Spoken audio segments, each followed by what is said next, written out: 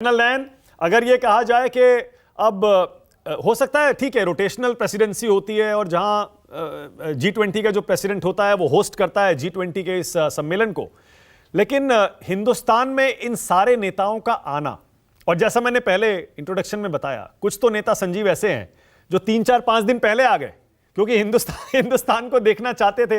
उन्हें लगा चलिए बहाना 1-2 दिन पहले चलते हैं, देखते हैं ये क्या है, ये नई दिल्ली और हिंदुस्तान जिसकी चर्चा दुनिया भर में हो रही है। कर्नल नैन, क्या यह मान लिया जाए कि अब जब सारे नेता आकर एक बार साथ में बैठ जाते हैं और एक्सपीरियंस कर लेते हैं कि इंडिया क्या है, तो एक तरह से फिर वो करीब आ जाते हैं हिंदुस्तान के हर तरह से?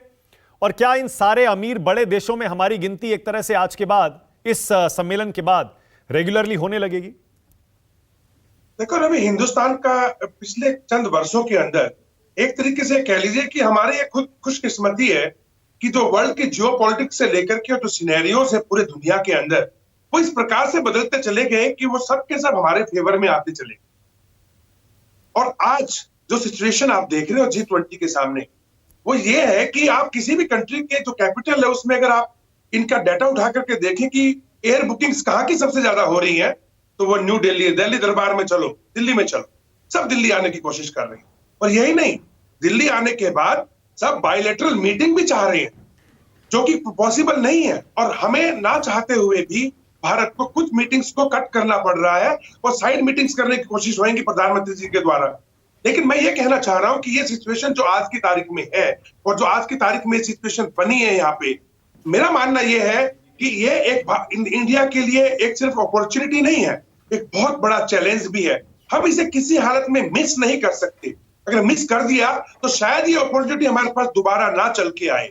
आज हिंदुस्तान की जीडीपी से लेकर के और हिंदुस्तान की जो प्रोग्रेस है वो उसके आस पड़ोसियों से, चाहे चीन है, पाकिस्तान है, चाहे रूस है, चाहे आपका यूरोपियन यूनियन है। आप देखिए चीन ने कितना सुनहरा मौका दे रखा है आपको।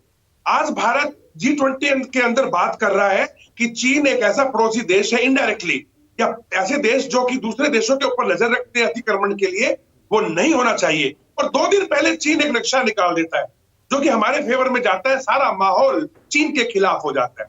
दूसरा, चीन ने जिस प्रकार से कोरोना के टाइम गलत सलत तरीके से, चाहे आप कह लीजिए ये बायोलॉजिकल वेपन था, जो भी कुछ था, लेकिन उसके बाद जो बाकी देशों के साथ बड़े षड्यंत्र रच के और सबसे घटिया और सस्ती चीजें इतनी महंगे दामों पे दी, पूरी दुनिया उससे गुस्से में अंदर ही अंदर गुस्से में आ गई थी।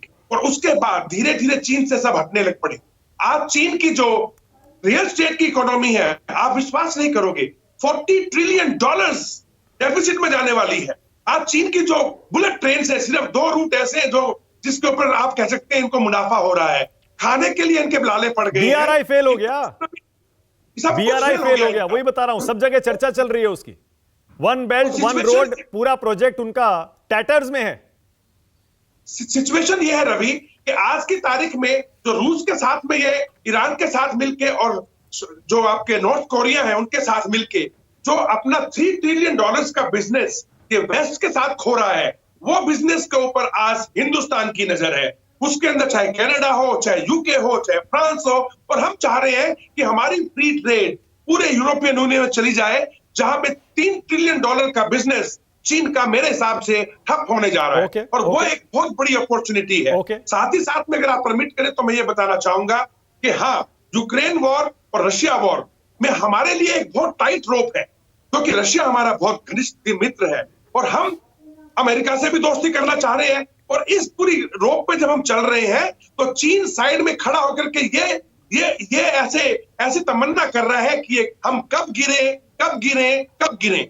लेकिन जिस प्रकार से हमारी डिप्लोमेसी रही है, जिस प्रकार से हमारा एक वातावरण हमने बनाया है, आज पूरा वेस्ट और अमेरिका भी इस बात को मानता है कि अगर जो ग्रेन का कॉन्ट्रैक्ट अमेरिका, तुर्की और रूस के बीच में हुआ था, और ये जो ग्रेन का संकट दुनिया पे अब यूक्रेन और रशिया वार से आया है, अगर कोई देश इसके अंदर अपना इन्फ्लुएंस डाल सकता है, इसको सुलझा सकता है, तो भारत है। और ये बहुत बड़ी बात है। बिल्कुल सही कह रहे हैं आप।